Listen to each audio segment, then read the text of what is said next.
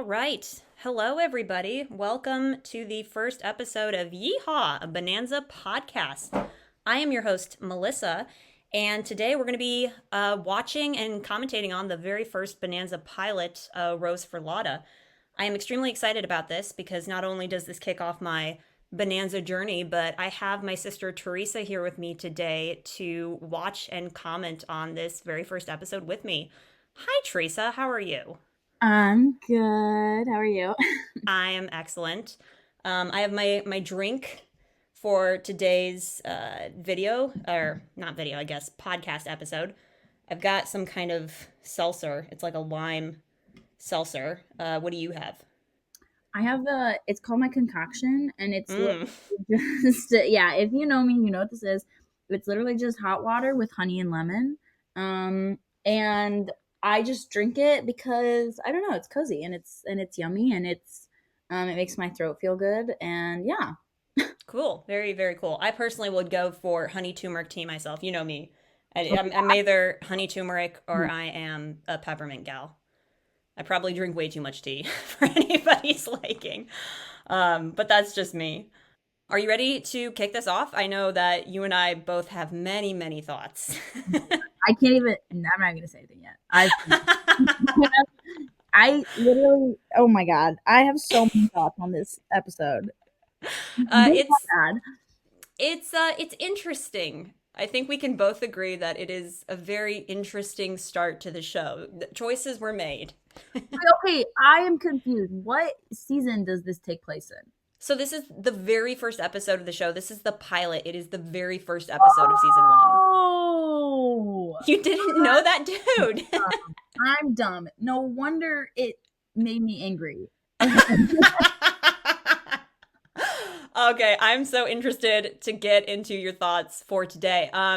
Yes, it is the first episode of season 1. We're actually going to introduce the episode real quick, and then we can dive on in, and you can share all of your unfiltered thoughts because I can just tell by talking to you that you have many. I have some. Um, yes, many thoughts are to be had. Okay, so we're just going to introduce this episode. I've got my notes here. This is season 1, episode 1 of Bonanza. The name of the episode is A Rose for Lotta. Bonanza was created by David Dortort. This episode was directed by Edward Ludwig. I believe this episode was co-written with David Dortort. David Dortort and Fred Hamilton wrote this episode. It stars of the show are Lorne Greene, Pernell Roberts, Michael Landon, and Dan Blocker. And its special guest is Yvonne Carlo as Lotta Crabtree. And for those who don't know, Bonanza actually just had its 65th anniversary last month. It premiered on September 12th, 1959. So 65 years ago, which is crazy that we can still experience television series from that long ago. So with all of this in mind, Theresa, are you ready to start A Rose for Lotta? Oh, I'm ready. Okay, great. Do you have the episode pulled up? Yeah, I'm good to go. Okay, so when I go 3, 2, 1, we're gonna hit play on go. Okay. 3, 2, 1, click, or 3, 2, click on 1. 3, 2, 1, click on go. So you'll say 3, 2, 1, go. Okay. Okay. So I go, yeah. Locked in. I'm locked in. I got it. I'm there. 3, 2, 1, go, and that's when you hit play. Okay. Yeah, I'm ready. Got it pulled up? Yep. 3, 2, 1, go. Is the theme playing? Yes. I gotta be honest, when I rewatched this, I forgot that it wasn't the classic intro. Yeah, it definitely threw me because I mean I haven't watched that much of it, but I was like, what is happening? Maybe that okay. Maybe honestly, not knowing that it was the first episode changes a lot. It changes a lot for me. You sound a little muffled. Are you able to like clarify that at all? I haven't done anything. Oh, now you're leaning forward, so I think it's the closer that you are, the better I can hear you. I haven't moved. Oh, okay.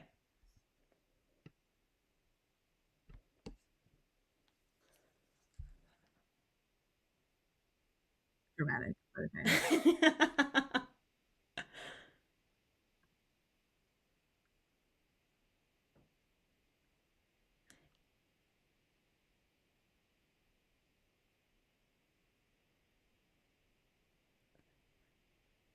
cheesy dialogue, but A little cheesy, but again, I can forgive it a little bit more. No, I didn't know that this was the first episode, so I can forgive it a little bit more. I can't believe you didn't know it was the first episode. I said we were doing season 1, episode 1. I don't know if I just was like not paying attention, or I don't even know, but I don't have any recollection of you saying that, so I'm just dumb. Also, I will say this, maybe no, I'm going to save that thought. Adam is extremely aggressive in this episode. Thank God you said that, because I was like, this man is pissing me off in this entire episode. And I like him. I like him, but this episode, I was like, oh my God, I want to punch him in the face so bad. He's so weirdly aggressive and confrontational for no reason. He's just so dramatic the entire time. And I was like, bro, relax. Relax. Your life is good. Your life is okay right now. That was very dramatic. So here's our lovely introduction of Haas at a location which I don't think we ever see again for the rest of the series. Oh, really? Yeah, I don't think we see this location ever again. I think they might have rebuilt the set for different outside shots, but I don't ever recall seeing this again in the series. Wait, okay, so who's the oldest of the three? Adam is the oldest. That doesn't make any sense to me. Look at Haas. He is at least 45. There's a great running joke about this series where it's like 50-year-old Ben Cartwright and his 45-year-old sons. Literally. Like, you're telling me that he's not supposed to be at least 40 years old? I don't know. I'm willing to forgive it. I love Dan Blocker so much. He's so sweet in his role as Haas. Yeah.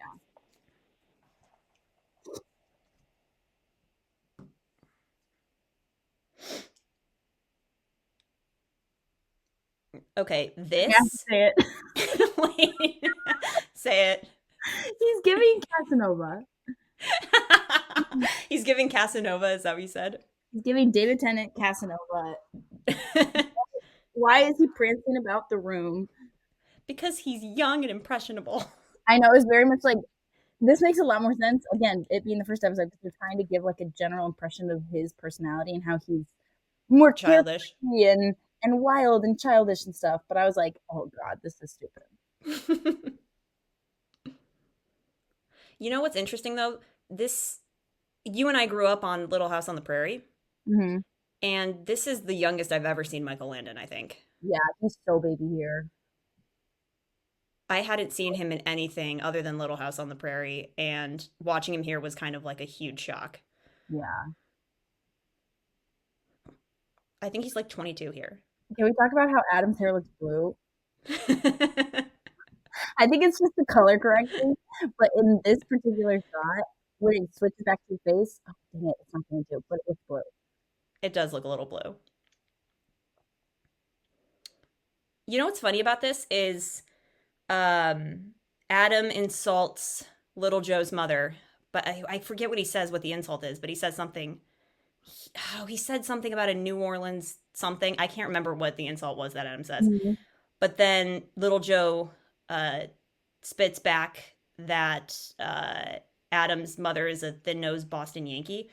And what's really funny is that Pernell Roberts in real life is from Waycross, Georgia, and Michael Landon is from New York, so it's reversed. Oh, wait, that's kind of a funny, clever little gag.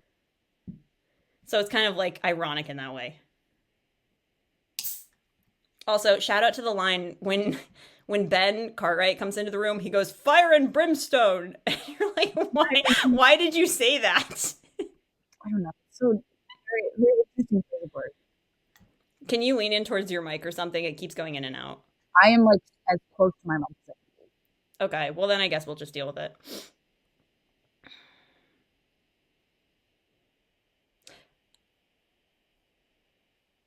Not the Spurs sound effect. Okay, pin for later. I have a thought about this entire fight, but I think it's too long to talk about now. Okay, that's fair. I'm going to write that down. Fight.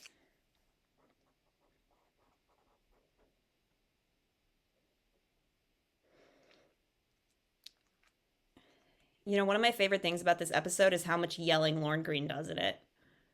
He Like, he was yelling so much in this episode. wait, say it again. I'm sorry. He was yelling so much in this episode. I read something somewhere. I'm going to have to find the article. Or maybe it was an interview. It might have been from like the archive of the Film Institute or something. And apparently they had to tell Lorne Greene to like lower his voice because the mics were just like, it was too much for the mics. Oh wait, you did tell me about that. I think it was an interview on YouTube. I'm going to have to find that to double check, but I laughed so hard because Lorne Greene had a prominent career, I believe, in radio, which kind of makes sense. Yeah. And I think, if I'm not mistaken, he was called the voice of doom, which is incredible. Um, The voice of doom. the voice of doom. Jeez. That's one hell of a nickname. So Kind of iconic. that is iconic, and it makes sense. I mean, he has a fantastic voice.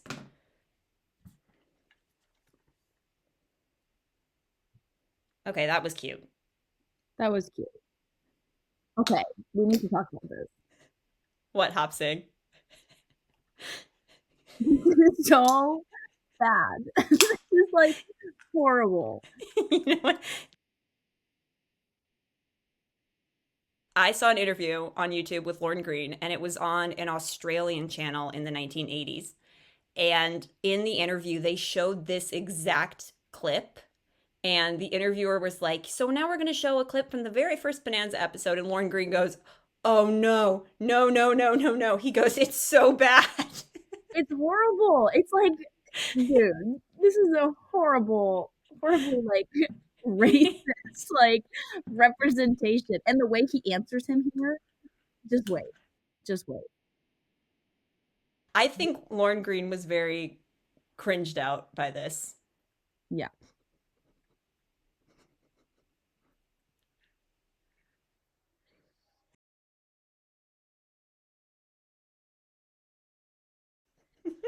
Oh my gosh. Like, I don't know how some of these old shows could do anything. Like, It's so like ridiculous and over the top. I'm just like, oh my God, no wonder Lorne Greene probably couldn't watch this. well, I'm just like, they could really, at this time, they could really get away with so much. Like, it's so That's true. not okay. It is so not okay, but it's like, oh my God, this is horrible. Like,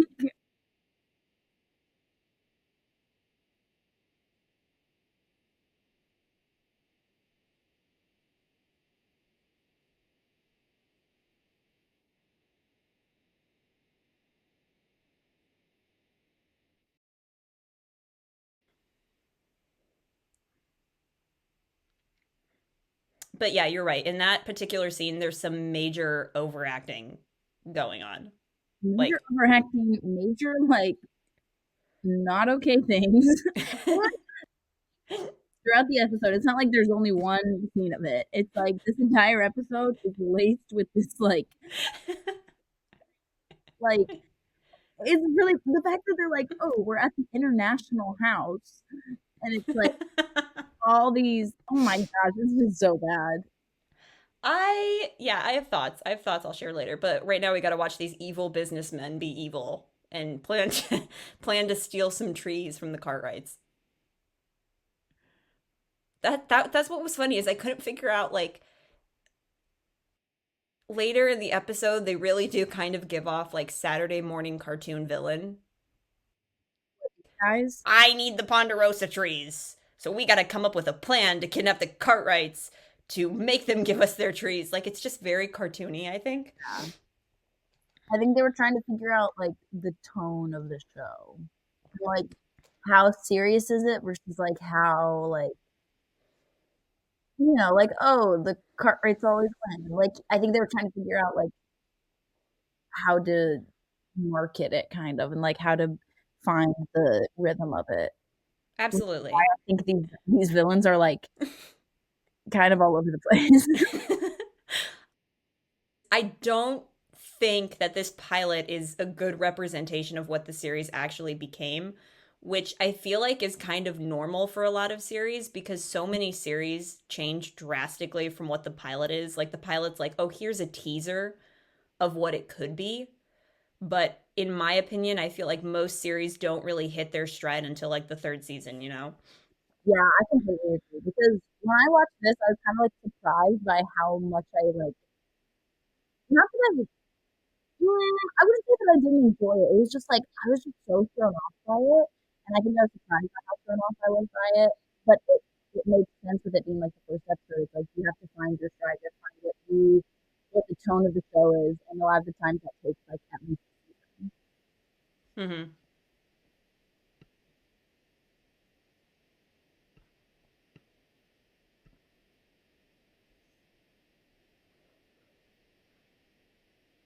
I wonder how many stunt people they had on this show. Yeah, probably a decent amount. I mean, they do a lot of stunts. There was an instance in a later season where Pernell Roberts and Dan Blocker both got hurt on their horses. Like Dan Blocker broke his collarbone, and then Pernell Roberts like injured his neck, or he sprained his neck or something.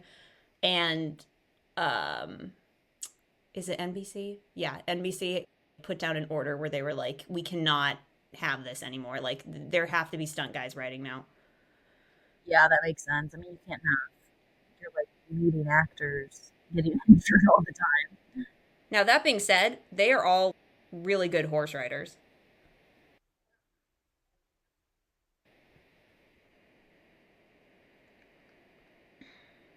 Okay. Now this upcoming sequence is very interesting because I think this is where we see the aggression from the family for some very, very strange reason. Yeah.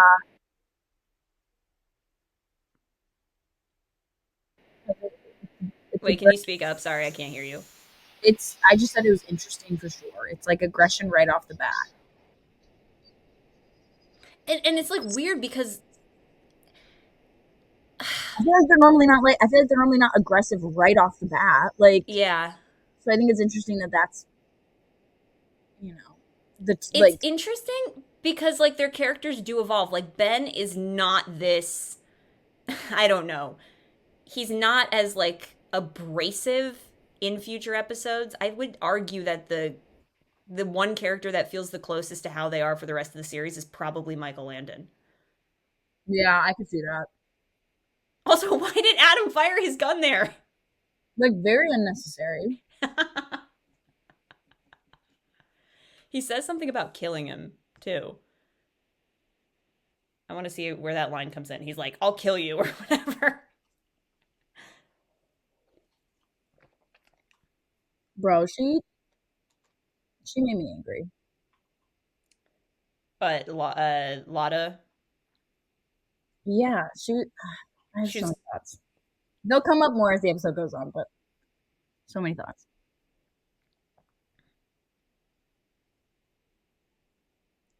I'm here for exposition. Yeah, it was okay.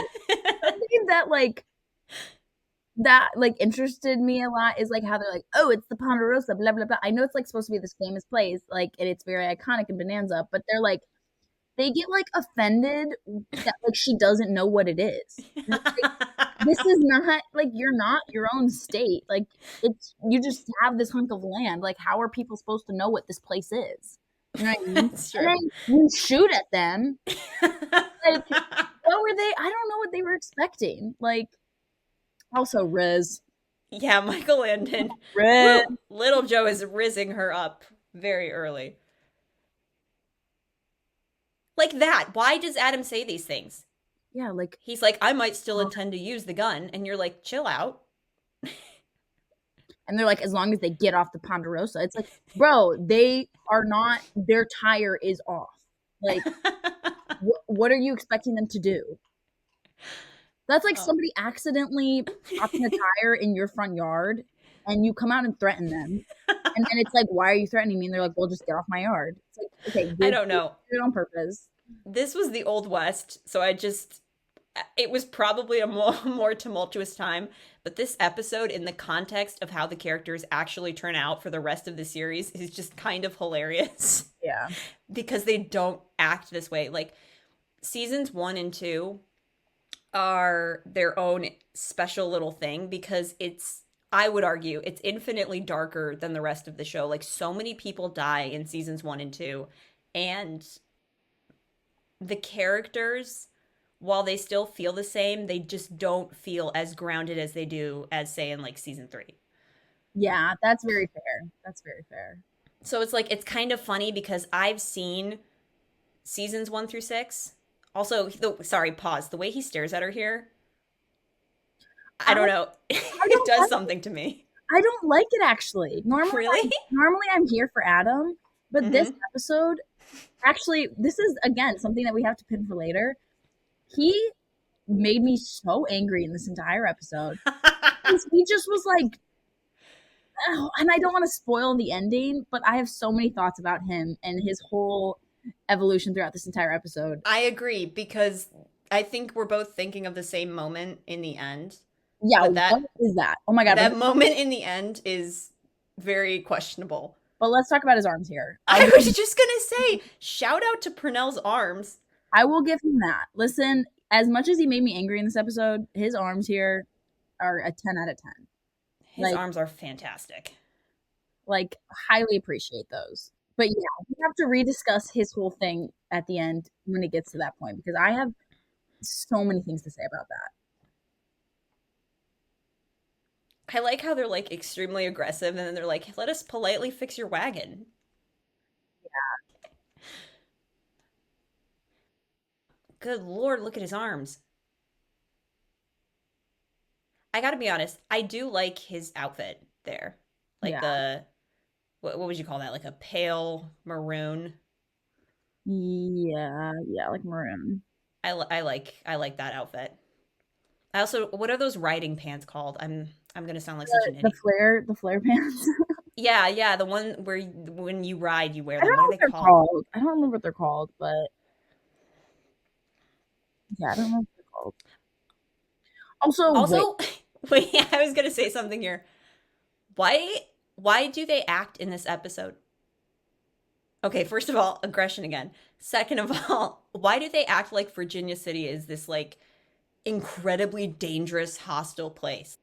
He Like, went into Virginia City, like. danger, and I don't even know. That threw me off as well. I think this entire episode just like didn't know how aggressive it wanted to be, and like ended up doing too much. Well, it is interesting because, like I was telling you earlier, that interview that Lorne Greene did in Australia. Wait, hold on. I would care to ride into Virginia City with you. Anyway, Lorne Greene, when he was on the interview, he talked about how, um, God, what was I going to say? I completely lost my train of thought. I completely lost my train of thought. I have so many thoughts going on about this episode right now. I just completely forgot what I was going to say. Wait, I have something to say about this part. Yeah, please. They're like, oh, we're gonna go get these men, but then they don't.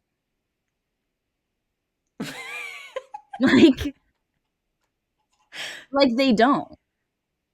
Can we talk about that?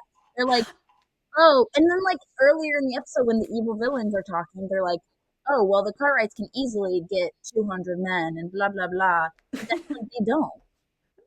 We only see the 4 of them. So it's like that was just like a added piece of information. They could have just cut that from the script and it would make sense, but they chose to say that they were going to go get men. And then they did it. That's actually a really good point. It just was very, I was like, when they pull up in the next scene, I was like, where are the men? Where's your posse of where's your entourage? And there was, I don't know. It felt like a detail that it was like, you could have easily fixed that if you just chose to leave that piece of information out. That's true. I didn't think about that. I suddenly remembered what I was going to say about Lorne Greene. Apparently, Lorne Greene like read the script for the first episode, and he's like, "This is not going to last." He was like, "It was not good." But I appreciate him for saying that. You know? Yeah, I mean that's valid. I think it definitely what it ended up being is definitely better than this first episode. You know, it's like, what do they say? Make bad art so you can get to the good art. Mm-hmm. No, here Little Joe's just giving exposition on the dead mothers.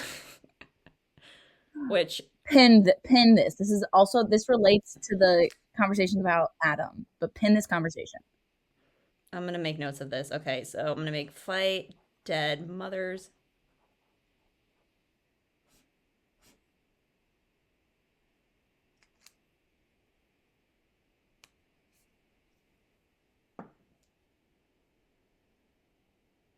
Jeez, Joe, lay off the Yankee comments. What's wrong with Yankees? That's exactly right. Oh, I love him now. He's like, it's like in this show, you just want to bottle him up. You're just like, you are so precious, you know? And it's interesting because you and I grew up with an era of Michael Landon where he was Pa in this show. He was the provider and the protector, and he had all the wisdom. And so to kind of see him in this much younger, more naive role is very, very strange. I mean, like, I could not get over the first couple episodes I watched of this show because I was like, he is so baby. I've never seen such a young, earnest, full of life Michael Landon before. Like, I it's feel very sweet. I feel very similar to him that I do to like Hugh Jackman, where it's like the older roles that they play, I'm like, you are a father. You are providing and protecting for your family, and Mm-hmm. I would trust you with my life, and you could take, like, you could, navigate your way out of something, and I would follow you the entire time, and I would feel safe, and I would feel like I was with my father, right? Mm-hmm. Then, on the flip side, the young versions of them, I mean, I don't know if you feel this way, but the young versions, I'm like, dang, they are so attractive. What, They Michael Landon? young Michael Landon, so attractive. Young Hugh Jackman, so attractive. But like in the same way, Mm-hmm. I get what you're saying. where they're I like definitely. young and naive and carefree, and I don't know. I think it's very interesting. But Yeah, I've had such a fondness for Michael Landon. Um, kind of growing up with him and then seeing him here, there's just like a weird safe vibe that you get. Also, look at that. I don't Look at love his that. hat though.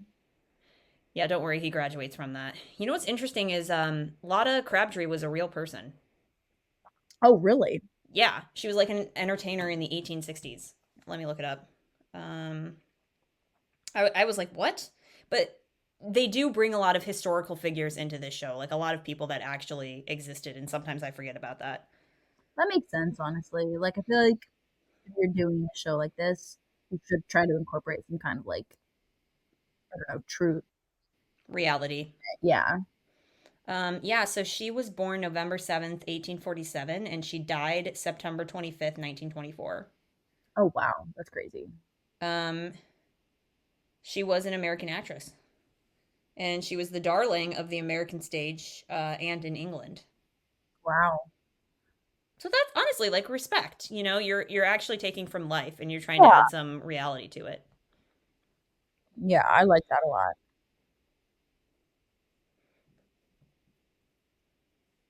God, Mr. Troy in here, he turned into Saturday morning cartoon villains so fast. I just laugh. It's like, ooh, he wants to steal the Ponderosa trees Yeah. because they're valuable. But like again, I can forgive it because it's so early on in the show and pilots are hit or miss. Hmm.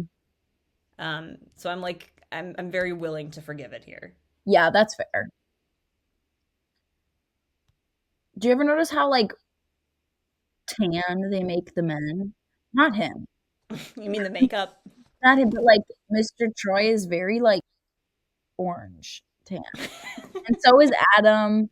And so is Ben. Haas is too. There's one scene in the saloon where Haas looks particularly like very make-upped. And I understand why they're doing it because it's like if you're out in the old west, you're gonna and like you're outside all the time, you're gonna have certain tans and stuff. But a little bit, I think a little bit too much. Like this guy, Mr. Troy, like he does not need to be that tan.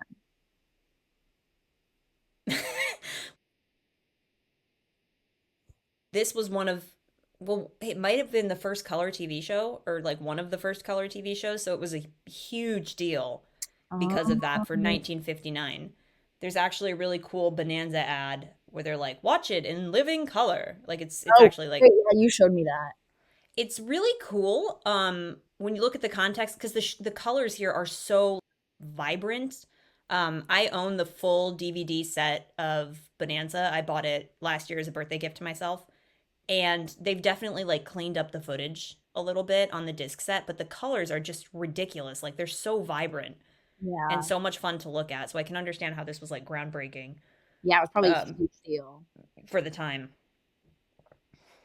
I had another thought and I forgot what I was gonna say. Um, you Also, know, his horse is my favorite. Joe's horse. Yeah. His horse's name is Cochise. Is what? Cochise. Cochise? Yeah, like the Indian chief.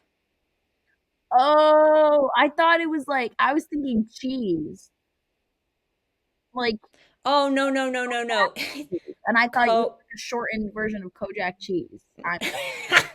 No, it's Cochise. I Cochise. well, it's a really pretty horse. It's a gorgeous horse. It's actually kind of tragic. His horse was like brutally murdered. You did tell me about that too. That is horrible. Actually, don't tell me any more about it because I will cry. Yeah, I know you're a horse girl, you know. This is definitely this number is definitely the one you skip. This was so Um, when you skip. It went on for way too long. And all she does, wait, watch the entire time. All she does is she walks to one side of the stage and poses, and then walks. And the way she walks is she makes her shoulders move a bunch, and like her knees are slightly bent. Just like, just watch. I feel like now is a good time to tell my followers that Theresa actually has an extensive background in dance, and she's been trained professionally. So she's always going to comment on those types of things in media, Yeah, whether or not somebody can dance. unfortunately, unfortunately, I am burdened to call people out if their technique is bad. But yeah, I did. I do have an extensive background in dance and acting and a little bit of singing, but oh my gosh, actually, her voice is phenomenal. I like her voice, and she's very beautiful. She's very beautiful. Look at those rocks. Why are her knees so bent? Oh Look at her boy. shoulders.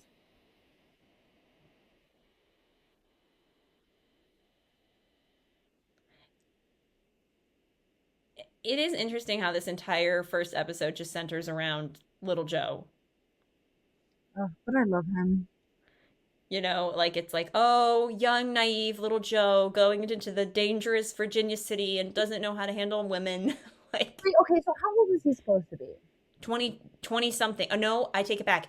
Here, I think when the series starts, he's 18 or 19.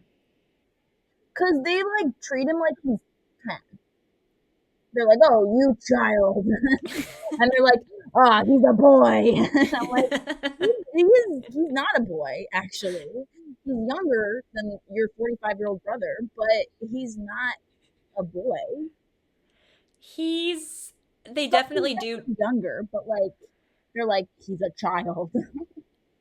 He's definitely, you know, I haven't seen seasons 1 and 2 of this show in so long, and I'm really interested at looking at the characterization of Joe in context of what I know his character actually becomes, you know? Yeah. But I think Joe is like a brand new 18 here, and then like in season 4 or 5 or something, they mention that he's like 22. Okay, that would make sense. So I don't know why I would find it humiliating, but if people were throwing coins at me, I'm sorry, say that again. I didn't hear it. I don't know why, but I would find it so humiliating if people were like throwing coins at me. Like Throwing coins at you? and like hooping and hollering and like I would feel like I don't know. I don't know. I don't know. It was a different time back I don't know. then. It was a different time, but I'm also looking at it from like a 2024 perspective. These evil cartoony businessmen have roped the saloon girls into the plan, and they're like actively like laughing and being a I part know, of it's like, like did you have to explain everything beforehand? Like, how did that conversation go? I don't know. But I just find it pretty darn funny. Also, God, she is so gorgeous. It was really pretty. That outfit too. Props to whoever gave her that outfit. This okay, but can we talk about this though? This would be seen as so indecent. This is not like This is scandalous. Like, look at Oh, what she you mean did. for the time? For the time, this is Mm-hmm. a scandal. And no, it's never mentioned. This Well, is earlier in the script, she was like, "What do you want me to do? Take him to my room and make love to him?" yeah, bro. That wasn't great.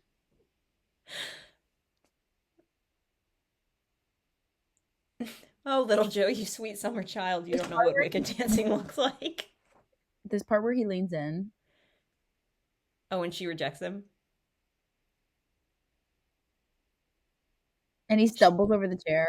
She does I this would like get three walked times. out. If I ever did that and somebody rejected me like that, I'd be like, okay, I'm leaving. Well, his ego isn't bruised easily. It's little Joe. Here he goes again.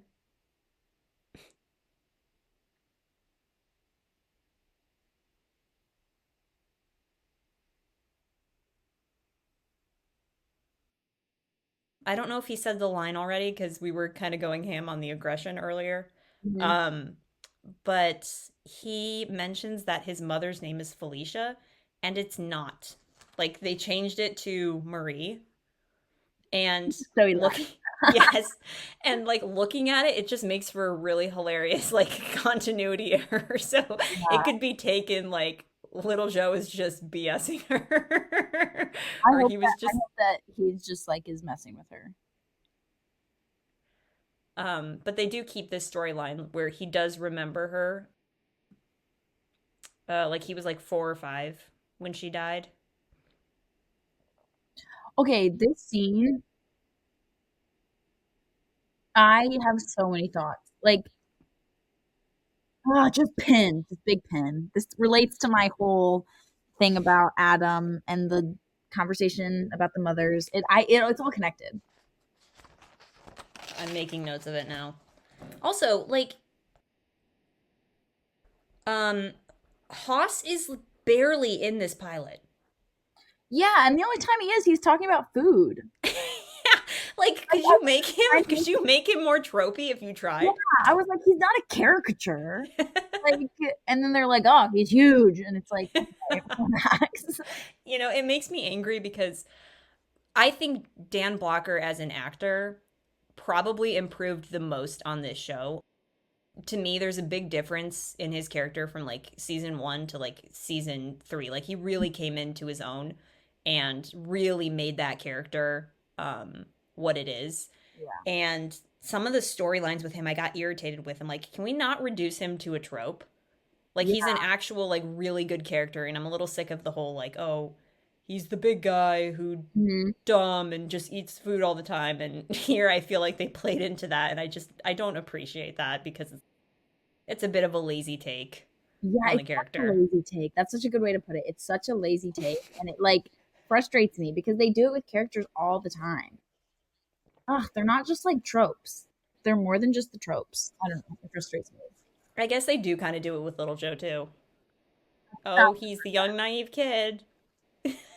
That's what I mean. I'm like, he's not that young. I don't know. Give him some development then.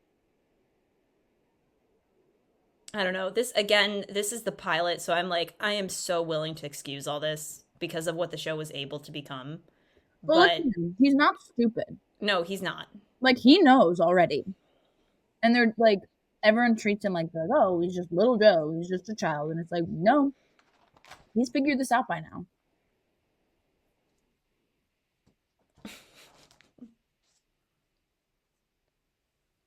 He has these Michael Landon has these very specific mannerisms that he carried throughout his acting career. One Yeah. of his biggest ones is, "Oh, come on," Mm-hmm. He has very specific ways of delivering lines that are very much him. Does that make sense? I know exactly what you mean. It's like the Tom Cruise head tilt and smile that he does in every movie. Yeah.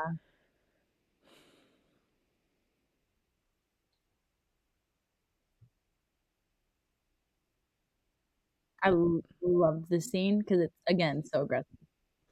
It is so aggressive. Ben is like they just He has no personality other than being angry. This guy looks like such a loser too.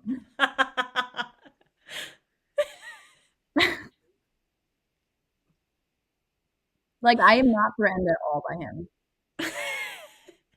He just looks like a minor inconvenience. Yeah. And he is. He's a minor inconvenience. Adam ends his career in about 2 seconds. Literally. Although you know what I do love is how black garb is usually associated with bad guys, and then Adam adapts the garb and just makes it iconic. Yeah.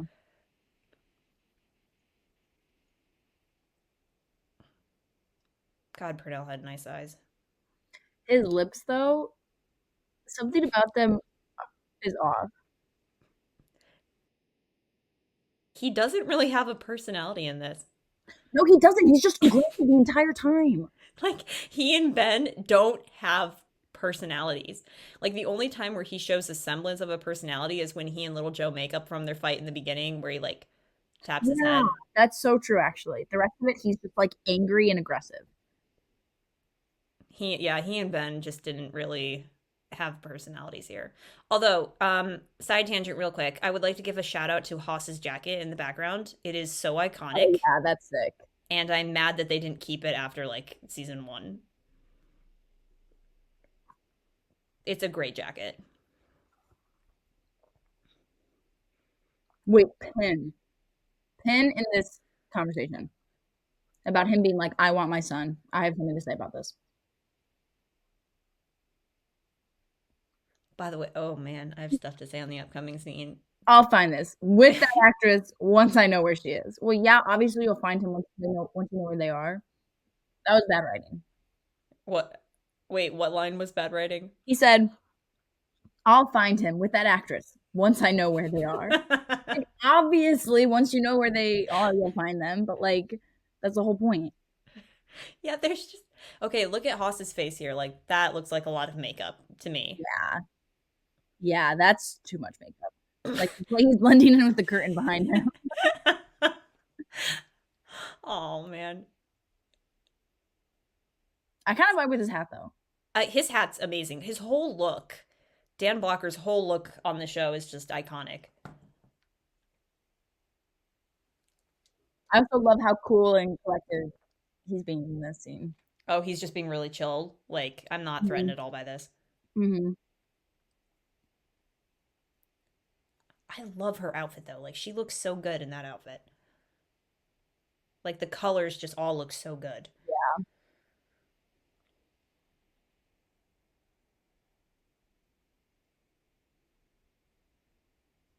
I actually liked how he delivered that line. Yeah.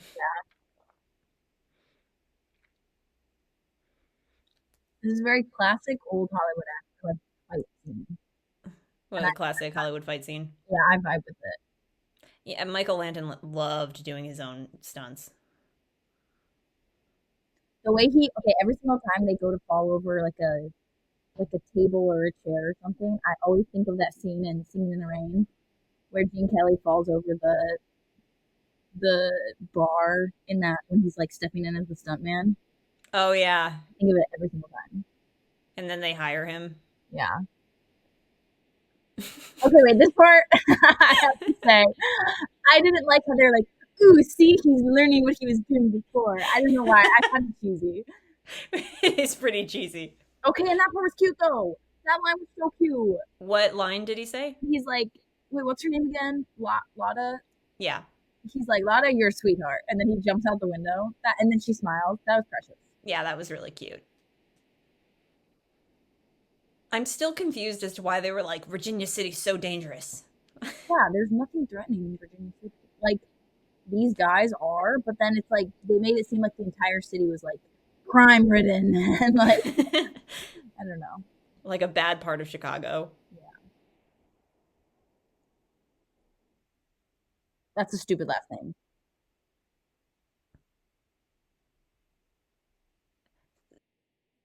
They do keep a facet of Adam's aggressive personality, but it becomes an interesting part of his personality where he's able to like, okay, that I'll break it. Where's the kid? Yeah. Um, Aggressive. he has an aggressive element like in later seasons, but it's more controlled. It's more Yeah. like Adam doesn't bubble over him normally, but like when he does, it's like he really means it. Like his anger is much more Mhm. controlled. Yeah. And it's kind of like scary. It becomes like a scary part of his I character. like when that's like I like that a lot better than just characters being aggressive. Like let them have a dark side, but let it be hidden. Adam's character gets Also, so good though. I hate this scene because it's like it takes them forever to get to the point of like she didn't know. And then it's like she's like, "You don't like me very much." And it's like, "Well, obviously he doesn't like you very much." I don't know. The whole thing. I don't love the writing for this scene. Also stupid line. Like, "Pick on a man, not a boy."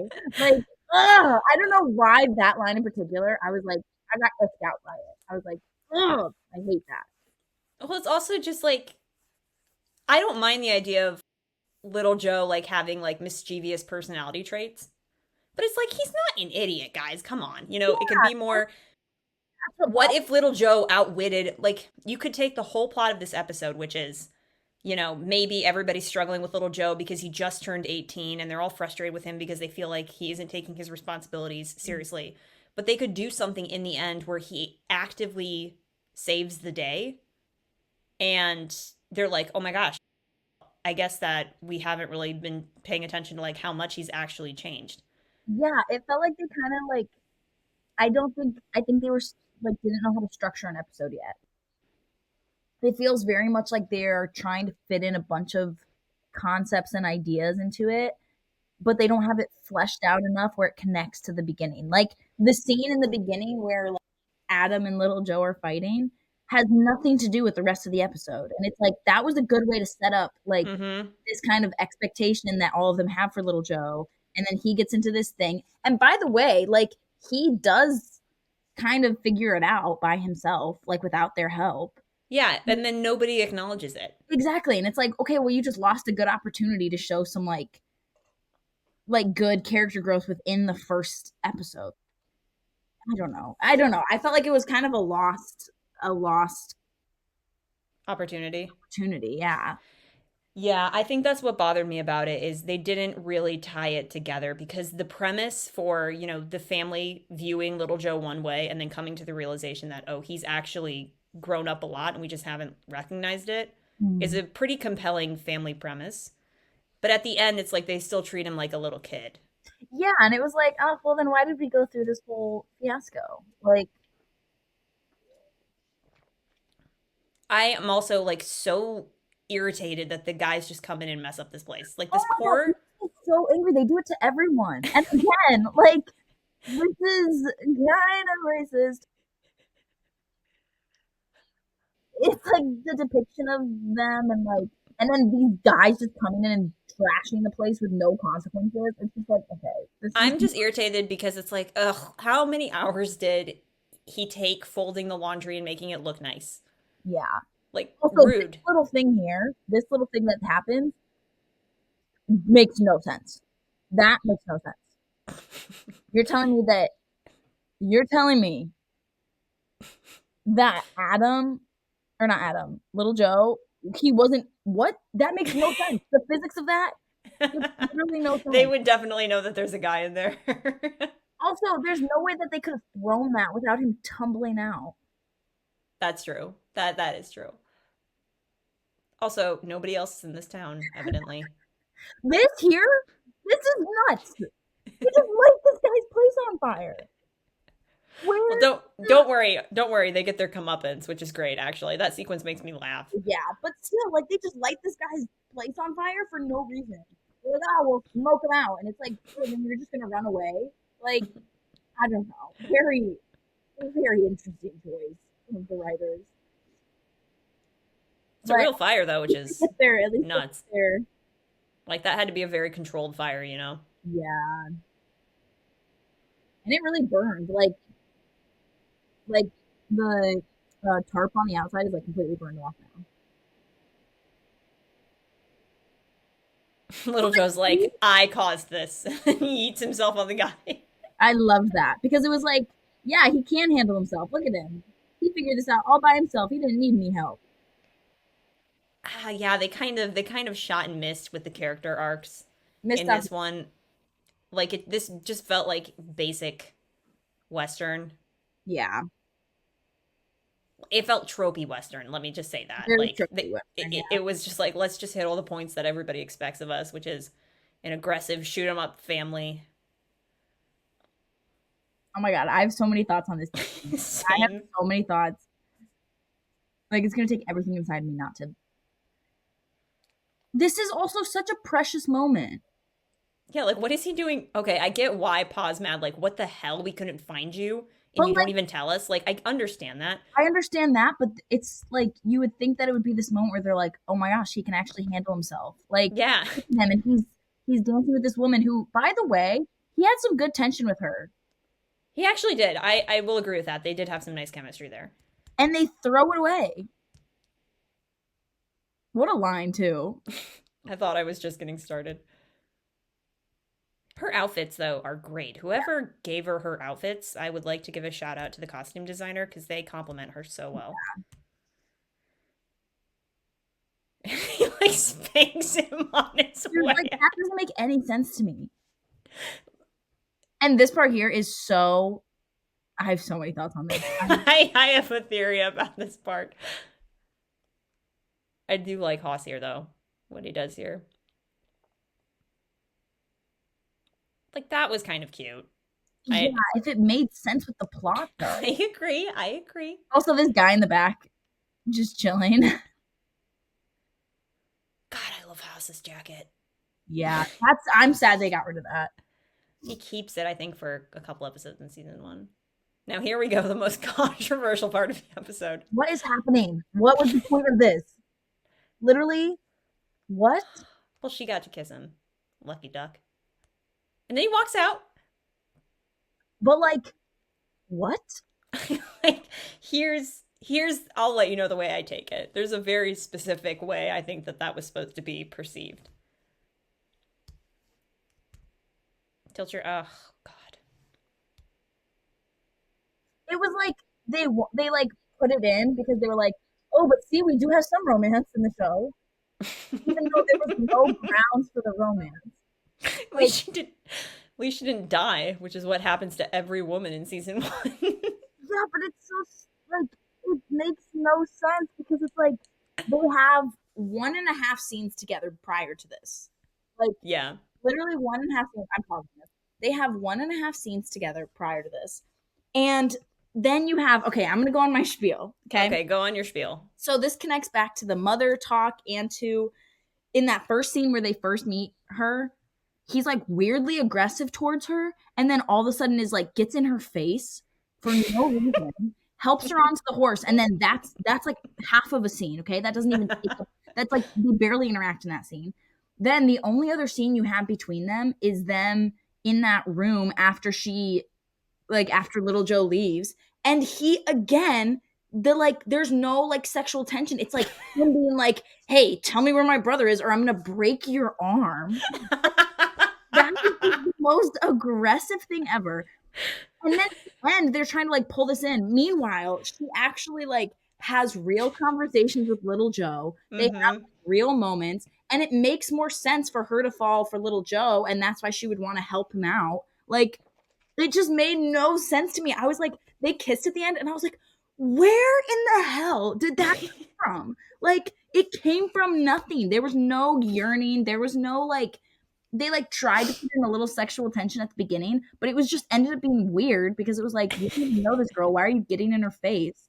And then, like, meanwhile, her and little Joe have these, like, nice moments between, like, the other person, and they talk about, like, his mother, and, like, she kind of gets him to break open a little bit. And again, it's an opportunity for little Joe. Like, this is him becoming a man, kind of. And they waste that opportunity to make it be that, like, he has this connection with this woman who wants to talk to him about his mother and wants to talk to him about all these extra things. That was a wasted opportunity. And then they have, like, this whole thing at the end where it's like they end up still going to dinner and dancing and the sun's rising, and they spent, like, the night getting to know each other more. And then all of a sudden she kisses his brother, like, who, by the way, has been MIA. And it's super aggressive. Super aggressive. And like has the only like interest he showed towards her is like aggression. And I don't know, it made no sense and it made me angry. And I was like, that was a wasted opportunity because it made more sense for it to be like a whole thing between like little Joe and her. And then they kind of like, then the older brothers are like, oh wow, like he can handle himself more as a man. And that doesn't mean that like you have to make him lose his like childlikeness or like his naivety and like mischievousness. Like that doesn't mean you lose those things. It's just like you see that like he's starting to grow a little bit and you see the brothers starting to accept that. I don't know, it made me angry. It made me very angry. It was a missed opportunity. In regards to that, I completely agree with everything that you just said, especially with Adam and Ben are so weirdly aggressive in this episode. Like, it's just extremely strange because they don't even feel like characters. It's just like we have one emotion and we are playing with that one emotion the entire episode. The way I took it at the end when he kisses her is I'm like, is this an apology kiss? Because this feels like apologetic. like in a way of like, oh, I'm sorry I was such an asshole to you the entire episode. Here's a kiss. I hope that makes it okay. Like that is the tone I took from that. To be like, my kiss is an apology. I kiss so good that you're gonna forget about everything else. You're gonna forget about me threatening to break your arm. It came off that way though because he was like so unnecessarily like rude to her. Like I get being protective over your family. I totally understand that. But he was like that even before he knew who she was. And so at the end, I feel like it's like, hey, sorry we put you through this. Because then at the end, like when he leaves and like tips his hat, it's like, okay, I don't know. It felt apologetic. And I agree. Sorry, go ahead. Oh, I was just going to say, I think that's how the actors rationalized it. But I will be completely honest, I think the writers just put it in because they needed to hook like the audience. Like the romantic sense? Yeah, they were like, oh, but see, there is some romance in this show. So it hits all the audiences. You know what I mean? So like, I think the writers put it in as like a hook. And then the actors were like, I don't really know what to do with it. So let's make it like this. You know what I mean? 100%. I definitely understand what you mean. Yeah, that was a weird choice. I think we both agree that the choices with Little Joe were definitely missed opportunities. But again, I'm willing to forgive this stuff because it's the pilot episode, and I don't ever feel like a pilot is necessarily a good example of what a show can become. I'm a little annoyed that they didn't use Hoss because poor Hoss is just such a background character in this, and he probably showed the most personality, even if it was extremely tropey. And obviously, Lorne Greene as Ben was hamming it up. Like, he was so ridiculously over the top. I found it charming in some scenes because I'm just like, oh my gosh, this is just so ridiculous. I can't help but love it. Also, I did have a thought. You said that you were going to say something on the Spurs. If you like the like in the beginning after Adam and Joe fight and Ben walks over and his Spurs are super loud. Do you remember what you were going to say on that? I don't think it was about the Spurs. I think I was talking about the fight and how I was frustrated that the fight never, like, it seemed like a big deal at the beginning of the episode and then it didn't set up anything in the plot. Oh, yeah. But that just connects back to what I was saying before. Okay. No, that's totally fine. I mean, well, what's funny is you have watched me watching later season episodes. I guess I could just ask you this before we close this out today. Is there any character that you like better than the others, based not only on your knowledge of this episode, but based on what you've seen when I've been watching it? Little Joe, 1,000%. I know that might be a basic answer, but like, I don't care. He's the only character that to me feels like very, very lived in. Okay. He has like the emotional layers that I think sometimes the other characters can lack at different points. He has the mischievousness, but then he can be very serious and he can be very responsible, but he also acts like a person a lot more. And I don't know. I always found his character very appealing. Obviously, I like the other characters too. I don't know. I think that's also Michael Landon being Michael Landon. Like, Yeah. I just love, like, he feels like a real person when he acts, like, very much so like a real person. Mm-hmm. But yeah, I would say probably him the best. Like, I love him. Totally. That makes sense. I mean, he's a very popular character choice. I mean, Yeah, mine's obviously Adam. yeah. Uh, I don't want to get into that right now because I could probably go on a very long rant as to why he's my favorite character, but there is a lot of reality and depth to that character that I think Pernell Roberts brought to that role. Mhm. And I found his episodes in Bonanza to have some of the most like interesting plot points because some of them tended to be maybe a bit more grounded in reality. And I think he brings like such a distinct quality to Bonanza that some of the characters otherwise don't. Not to say that they're not as good because I think that they all have their individual strengths, but I think Adam's character resonated the most with me, and I'm a very big fan of Pernell Roberts and just his overall range, yeah, especially his comedy episodes, which hopefully I can watch a few with you later as the show evolves. But Yeah. I guess that wraps up a Rose for Lotta. That was a very interesting journey. Obviously, I love this series, and I think it only got better as it goes on. But I think it really is a testament to the fact that you need to let shows evolve. Like I think we're in a bad situation nowadays with a lot of television series that are canceled before they're allowed to become something. Um, and that's kind of frustrating. And I think that this is kind of an example of one of those things. Whereas if you stick with it, it can actually evolve into something that can be pretty great. Yeah, Um, you gotta let the characters have somewhere to go too. Like, yeah, you got to let the actors find the characters. like, absolutely. um, but yeah, I guess that wraps it up. Do you have any more thoughts before I close this out today? I don't think so. I'm like very intrigued to see how this compares more with like some of the later ones. But yeah, I think as a pilot episode, it was good. Got a lot of places that it needs work though. So I think it'll be very interesting. Like, I don't know, as the show progresses and like to go back and compare a little bit, which is fun. There's a couple of very dramatic episodes in season one. Some of them I think you might actually like, I'm because yeah. I do like the drama episodes. You know, everybody loves a bit of good drama, so we're definitely gonna have to have you back for that. But Yeah, I'm Theresa, definitely intrigued, and thank you for having me. yeah, of course. Thank you so much for like making time to come on. This was so much fun. I honestly had such a amazing time. You guys drop a comment, say hi to Theresa in the comments. Yes. Tell her if you are also a big Michael Landon fan. I'm sure she'd love to hear about it. But um, yeah, I guess I don't have any more thoughts for today. I did get to watch this episode with like the original commercial intercuts, and at the end of A Rose for Lotta, they had the entire cast say, "Well, we hope you enjoyed this first episode of Bonanza, and we hope that you'll tune in for our next episode next week." So that was kind of cool. Yeah, guys, let me know what your thoughts are on Bonanza Rose for Lotta. Please drop a comment and share your thoughts. I would love to hear what you think and maybe share some of your thoughts here on this podcast. Next week, I believe we're going to be watching uh, Death on Sun Mountain, I think is episode 2 of Bonanza. Yep, it's episode 2, Death on Sun Mountain. So that should be a fun watch. Yeah, and until next time, guys, I hope you enjoyed this first episode of Yee-Haw, Bonanza Podcast, and I will see you in the next episode. Thank you so much, Theresa. Thank you for having me. Okay, guys, we'll see you later.